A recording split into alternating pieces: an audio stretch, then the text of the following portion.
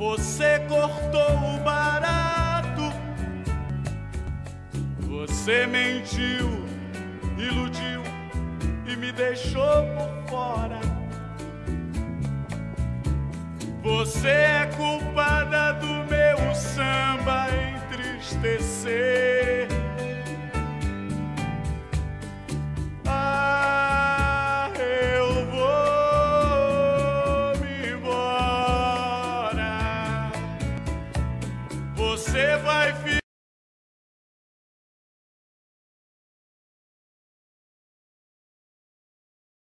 Então nós temos o Estado de Minas Gerais, que o governo começou assim, justificando o choque de gestão, dizendo que precisava enxugar o Estado.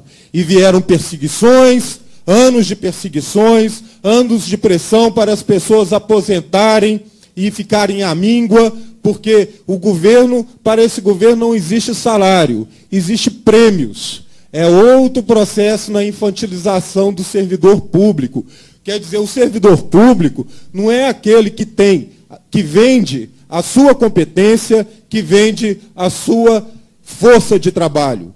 Não, o governo não encara dessa forma. Ele encara que o servidor público é alguém que está ali entulhando o Estado, que está de favor, e se ele fizer hora extra de graça, porque o Estado não paga hora extra, diz que paga só pro forma, mas na prática acaba tendo que fazer, senão os serviços não funcionam, é submetido a um processo de informatização brutal, em que em 6 horas de trabalho ou em 8 horas de trabalho você é levado a produzir o equivalente a 12, 16 horas de trabalho. É um processo em que vale alimentação e vale transporte. Para aqueles que recebem, porque muitos ainda não recebem, não é direito, é prêmio. Ou seja, quem não trabalha, não come.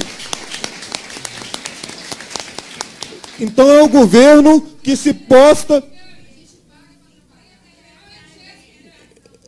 É o governo que se posta não como o intermediador entre o nosso patrão de verdade, que é o povo, e nós. É um governo como se porta como o nosso papai, autoritário, que nos castiga ou nos dá um prêmiozinho, ou como a gente diz lá na Hemominas, o biscoito canino mentolado, que é esse prêmio que vai vir agora. E os nossos salários amargando um brutal arroxo salarial.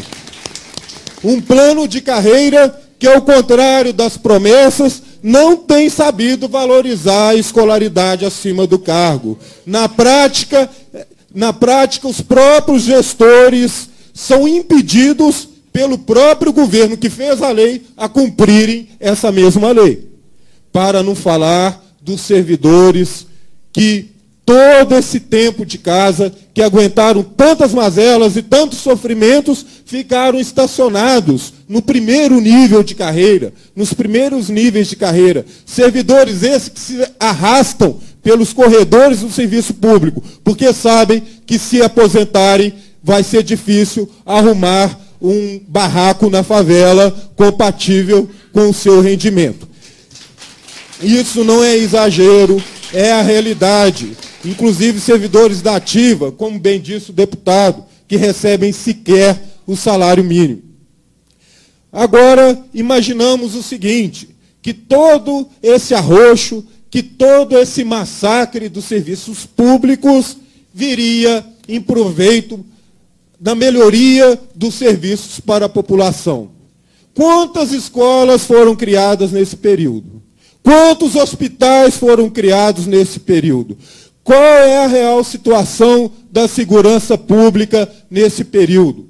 Nós vemos, sim, soldados mal equipados, ao contrário das propagandas, ambulâncias estacionadas sem manutenção, ao contrário das propagandas, as escolas abandonadas, depredadas, ao contrário das propagandas, os hospitais e os centros de saúde abandonados, bem ao contrário da propaganda milionária, como bem frisou o deputado. Então não está revertendo, não reverteu em entendimento a população. Então, pelo menos, o Estado teria sido saneado. Bom, o governador disse que este ano não vai dar qualquer reajuste ao servidor público, alegando que o Estado está em dificuldades financeiras. Mas espera aí, onde é que foi parar o dinheiro do arroxo sobre o servidor público? Onde é que está esse dinheiro? Na propaganda? Na mídia, na esplanada das secretarias, que está afundando, né? Não sei se os trabalhadores sabem, os deputados devem saber, né, que está afundando lá o centro administrativo, a esplanada das secretarias. Né? Então, essa é a situação que a gente vê no Estado. Não estamos vendo contrapartida às estradas, por exemplo. Não estamos vendo contrapartida em serviços para a população. Aí o governo do Estado alega: o problema é a crise econômica internacional. Espera aí, parece que alguma coisa está desafinando nessa viola, pois o mundo inteiro, a Organização das Nações Unidas, até o Fundo Monetário Internacional, as organizações mundiais de risco, a Organização Internacional do Trabalho, o mundo inteiro é unânime em afirmar: o Brasil é o país que menos sofreu com a crise econômica internacional, que foi o último país a ser atingido pela crise, se é que atingiu, e o primeiro a sair dessa crise. Então, continua uma falácia. Então, queremos saber, se não pode reajustar os trabalhadores, aonde está esse dinheiro? Será porque a receita do Estado está amargando um déficit de 40% da arrecadação, 40% do orçamento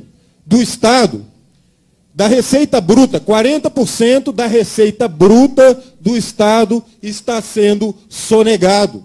E quais são as medidas que a receita estadual, que a receita do Estado está tomando frente a estes sonegadores?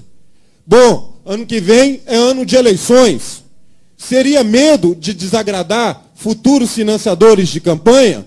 Então fica no ar a pergunta e os servidores públicos certamente saberão dar essa resposta no dia 7 de outubro.